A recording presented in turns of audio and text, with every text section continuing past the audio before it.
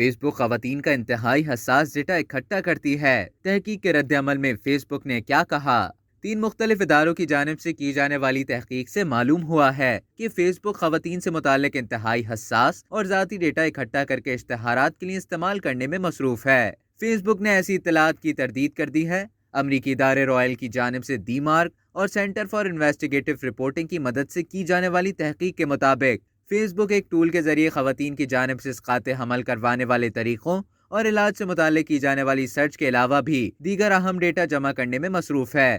مرکوزہ تحقیق کے بعد تفتیش کرنے والے اداروں نے جب فیس بک کی مالک کمپنی میٹا کے ترجمان سے رابطہ کیا تو انہوں نے ایسی رپورٹس کو مسترد کیا اور کہا کہ کمپنی اپنے اصولوں کے خلاف کام نہیں کرتی۔ ایسی رپورٹس میں کوئی سچائی نہیں۔ رپورٹ میں بتایا گیا کہ فیس بک میٹا پکسل کے ذریعے ایسی خواتین سے متعلق بھی ڈیٹا جمع کر رہا ہے جو حمل کی پیچیدگیوں میں مبتلا ہوتی ہیں یا پھر جن کے یہاں حمل نہیں ٹھہرتا اور وہ بچوں کی خواہش مند ہوتی ہیں۔ رپورٹ میں خواتین کا لفظ استعمال نہیں کیا گیا، تاہم بتایا گیا کہ فیس بک اسقاط حمل اور حمل ٹھہرنے یا نہ ٹھہرنے سے متعلق ہونے والی پیچیدگیوں کے بارے میں مواد تلاش کرنے والے افراد کا ڈیٹا جمع کرتا رہا ہے۔